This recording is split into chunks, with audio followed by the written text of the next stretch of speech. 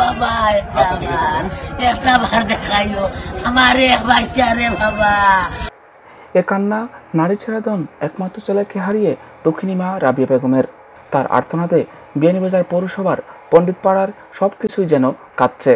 এ আর্তনাদ ভাই হারানো নিঃস্ব হওয়া বোনের আর্তনাদ, বাবার কাঁধে একমাত্র ছেলের লাশ। এ বেদনা যেন পাহাড় সমান।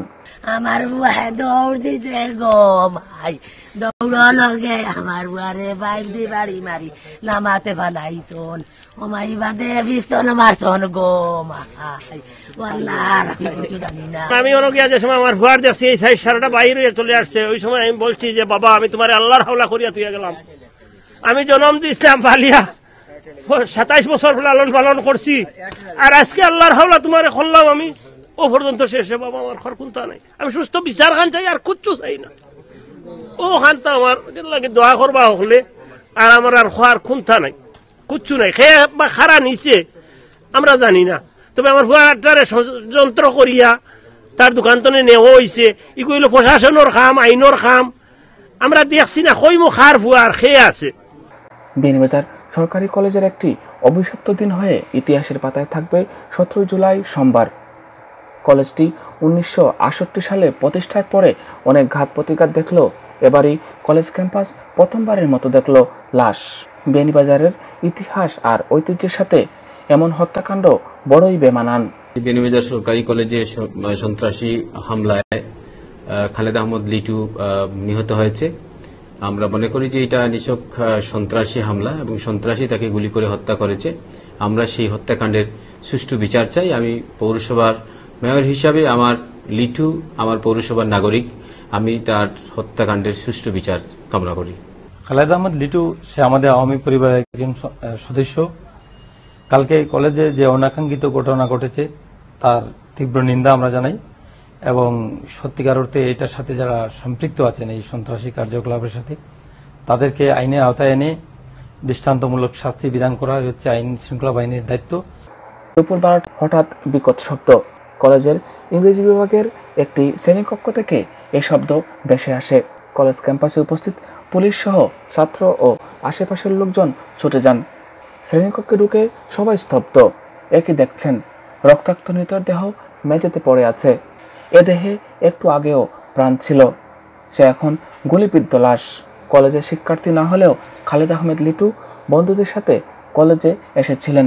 কলেজে ছাত্রের সংখ্যা, শিক্ষার্থীর সংখ্যা বৃদ্ধি পেয়েছে, বিভিন্ন একাডেমিক কার্যক্রম বৃদ্ধি পেয়েছে। তার সাথে অনেক সময় অনেক শিক্ষার্থীর সাথে তার অভিভাবক আসে। এই সুবাদে, এই সূত্র ধরে কিভাবে বহিরাগত ঢুকে যায় আমরা আসলে অনেক সময় পুলিশ প্রহরায় থাকার পরেও এটা আজ করা সম্ভব হয়নি। ছাত্রলীগের রাজনীতির সাথে যুক্তও ছিলেন তিনি, আর এই রাজনীতির একটি অভিশপ্ত বুলেট তার প্রাণচঞ্চল দেহকে মুহূর্তে প্রাণহীন করল। আমাদের প্রিয় শিক্ষা প্রতিষ্ঠান বিয়ানীবাজার সরকারি কলেজে অনাকাঙ্ক্ষিত ঘটনা ঘটেছে, তার জন্য আমি প্রথমে দুঃখ প্রকাশ করছি এবং আশা করি এর সুষ্ঠু তদন্তর মাধ্যমে বিচার হবে। এবং এর সাথে যে ছাত্রলীগের নাম ব্যবহার করে বিভিন্ন প্রিন্ট মিডিয়া প্লাস পত্রপত্রিকার মাধ্যমে যে ধরনের নিউজ প্রচার করা হচ্ছে ছাত্রলীগকে জড়িত করে, আমি এর তীব্র নিন্দা জানাই। লিটুর বাবা মা ও স্বজনরা এই হত্যার সুষ্ঠু বিচার দাবি করেছেন। আমরা জানি না ঘটনাটা কিলা হয়েছে, যতটুকু আমরা জানতাম পারছি আমার বাইকনাটারে পরিকল্পিতভাবে নেওয়া হয়েছে। খেয়ে বা খারা নিচে ওটা আমরা জানি না, খুঁজতাম পারি না। তবে আমার একটাও আবদার বা আমরা সারারও একটা আবদার, আমরা চাই না আখের লোক আমরা কোনো দুশ্মনী নাই, আখের লোক আমরা শত্রুতামই নাই, আমরা সুস্থ বিচারটা চাই। বিয়ানীবাজার থানা পুলিশ লিটু হত্যাকাণ্ড ঘটনার রহস্য ও সর্বশেষ তথ্য জানাতে স্থানীয় সাংবাদিকদের নিয়ে মঙ্গলবার বিকেলে থানায় সংবাদ সম্মেলনের আয়োজন করে। তারা রহস্য উদ্ঘাটন করেছে বলে জানালেও তদন্তের স্বার্থে গণমাধ্যমে তা আপাতত প্রকাশ করছেন না। যেহেতু বিষয়টি তদন্তাধীন, আমরা তদন্তের স্বার্থে আসলে সব বিষয়টা এখানে ডিসকাস করছি না। তবে আমরা রহস্যের একদম দ্বার প্রান্তে প্রায়, আমরা বিশ্বাস করি একদম অচিরেই আমরা এর মূল রহস্য একদম পৌনঃপুনিক রহস্য উদ্ঘাটন করতে সক্ষম হব। যেহেতু বিষয়টি তদন্তাধীন সেহেতু সবকিছু ওপেন করা যাচ্ছে না।